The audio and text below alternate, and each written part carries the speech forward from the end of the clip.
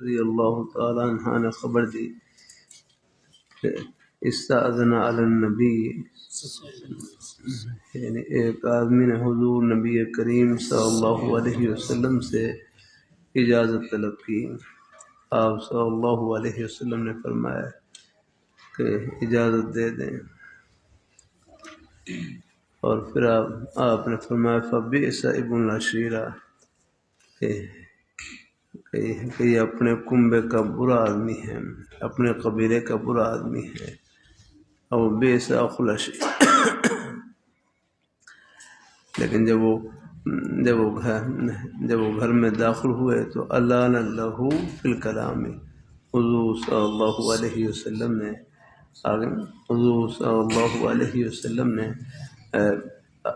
نرم گفتگو فرمائی ہم۔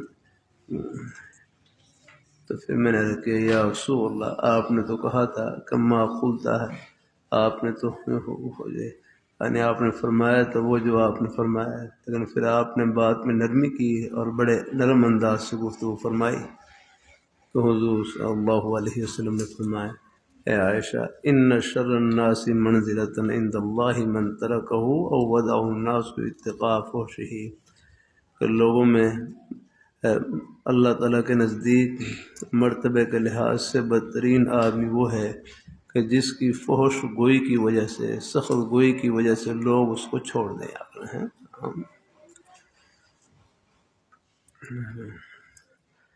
مسئلہ یہ ہے گھر میں کوئی مہمان آ جائیں، باہر ان کی شہرت جیسی بھی ہو، لیکن ان کے ساتھ نرمی والا معاملہ ہو۔ جیسے حدیث میں بھی آتا ہے من کان یؤمن باللہ والیوم الآخر فلیکرم ضیفہ، کہ جو اللہ تعالیٰ پر آخرت کے دن پر یقین رکھتا ہے وہ اپنے مہمان کا اکرام کرے۔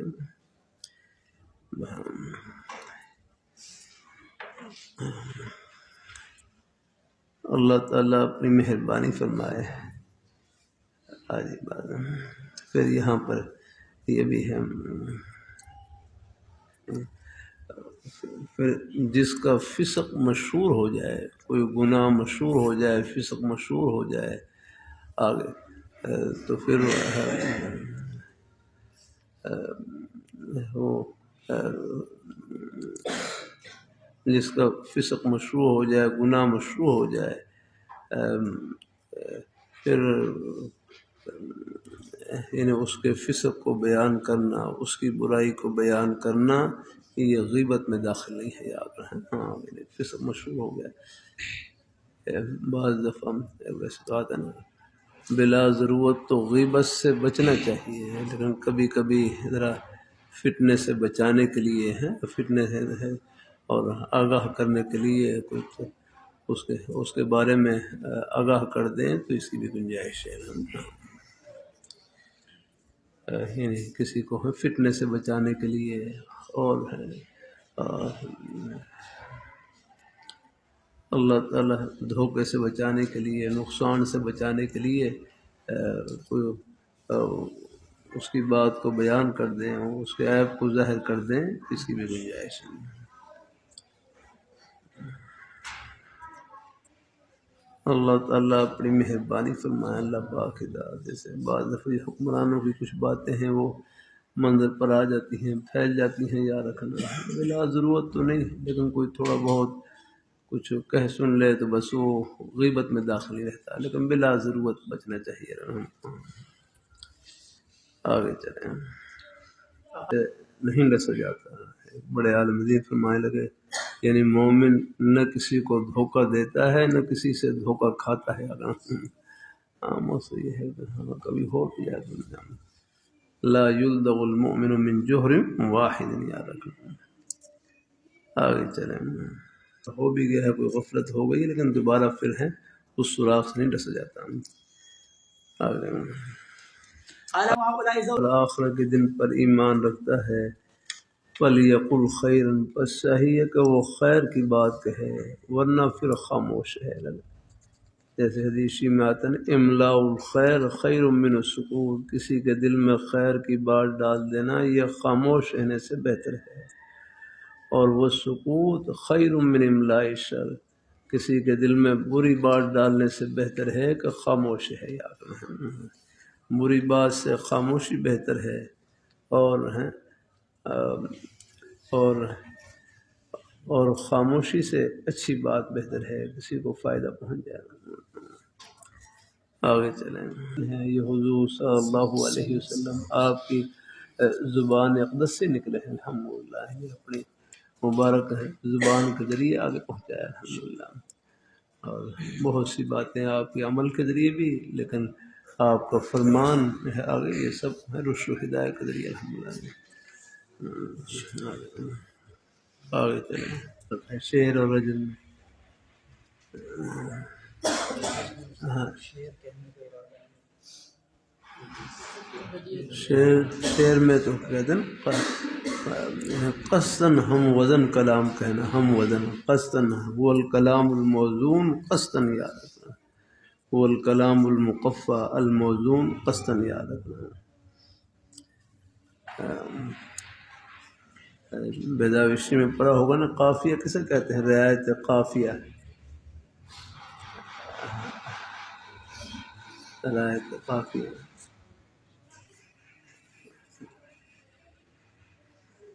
دو آیتوں کا آخر کا ماقبل ایک جیسا ہو، ہے آیت کا ماقبل،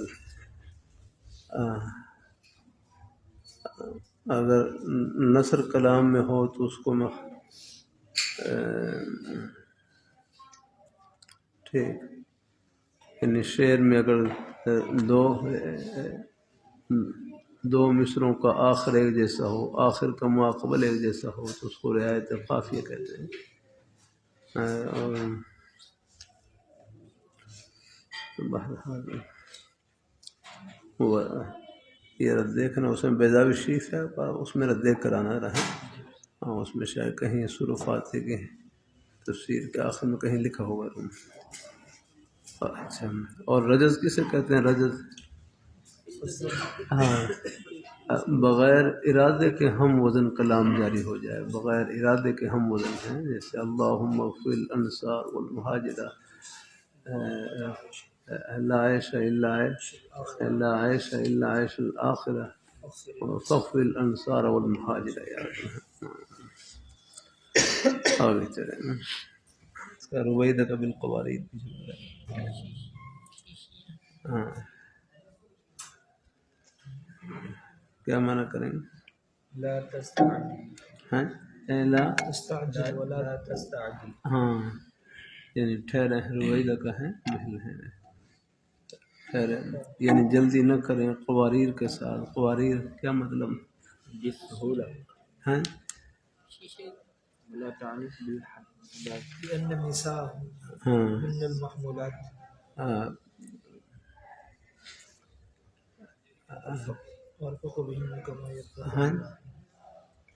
یعنی ہاں خواتین کو کس کے ساتھ؟ شیشے کے ساتھ ہے، جیسے شیشہ ایک نازک چیز ہے، تو خواتین بھی صنف نازک ہے، آگنا ان سے یہ ہے کہ تو انہیں اونٹوں کو تیز چلانے سے کہیں ان کو تکلیف نہ ہو جانا ہے۔ اللہ تعالیٰ اپنی مہربانی فرمائے۔ اور ایک خوش الحان صحابی تھے میں خال کچھ وہ پڑھتے بھی تھے، فرمایا بدرہ ہم اس میں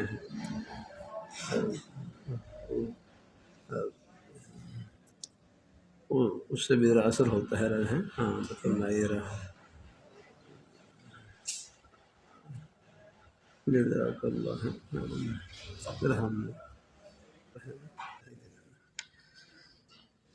اللہ تعالیٰ اپنی مہربانی، بہرحال خیر گنجائش تو ہے، لیکن بہرحال باقی بہرحال ان حضرات کا اپنا ایک نیک خیال اور تقوی سے گنجائش۔ یہاں بھی یہی نا، وہ جو اونٹوں کو چلانے والے جو حدی خان یا اس کو کہتے ہیں نا، پیچھے لفظ کیا بول رہے ہیں، والخدا ہے، خودی خان یا لفظ خدا۔ اللہ تعالیٰ اپنی مہربانی فرمائے، اللہ تعالیٰ اپنی مہربانی فرمائے، اللہ تعالیٰ اپنی مہربانی فرمائے۔ وہ سوق الابل والغنا لہ ہے، وہ اونٹوں کو چلانا، پھر ان کے لیے کچھ وہ جو اونٹوں کو چلانے والے ہوتے ہیں تو پھر وہ کچھ نہ کچھ وہ پڑھتے تھے، کچھ گاتے تھے جس سے اونٹوں کو پھر جوش آتا اور چلتے آ گیا۔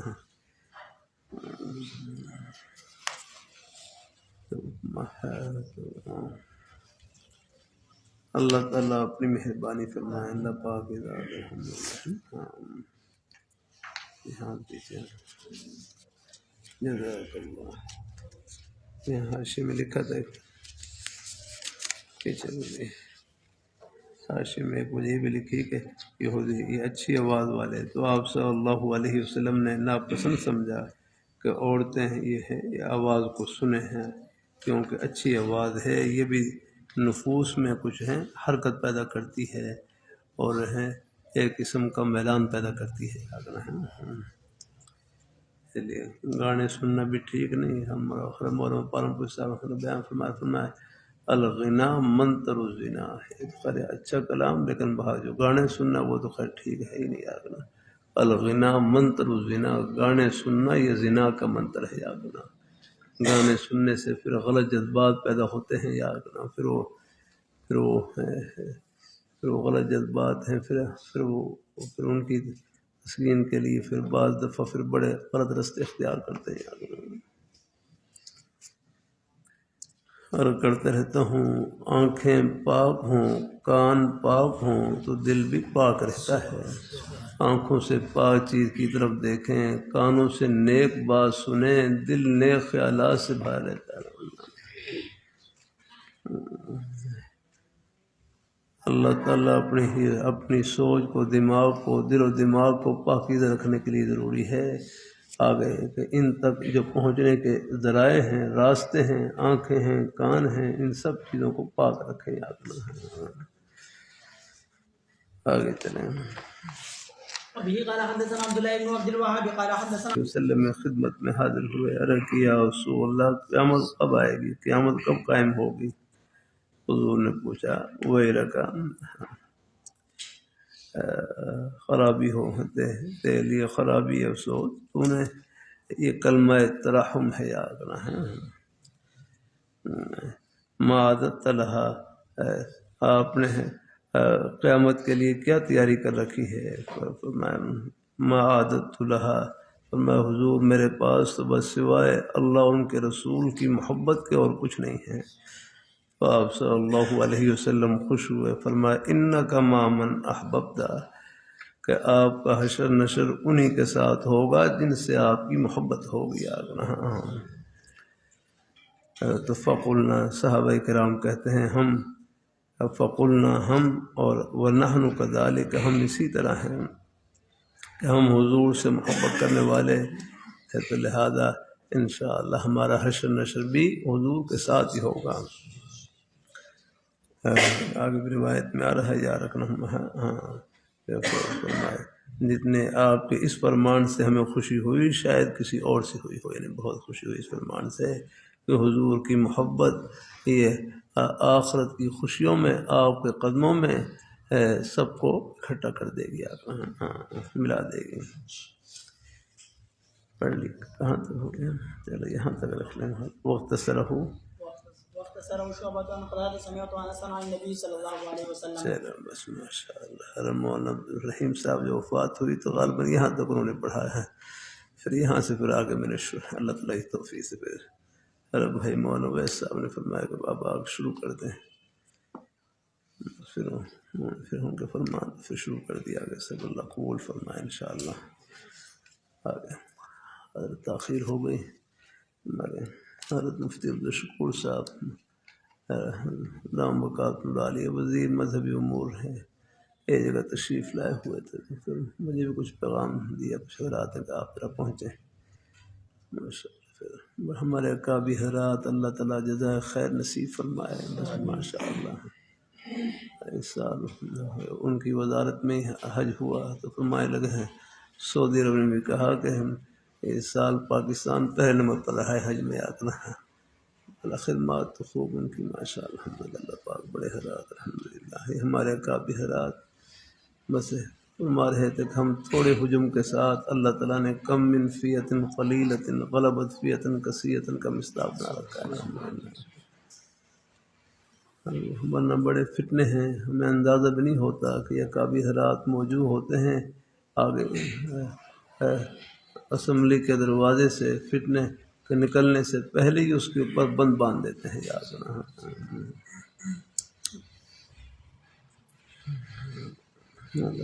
بہت سی ان کی بیچارے کوشش تو پوری کرتے ہیں جتنا بس میں ہوتا ہے، باقی اللہ تعالیٰ سب کی خدمات کو اللہ قبول فرمائے.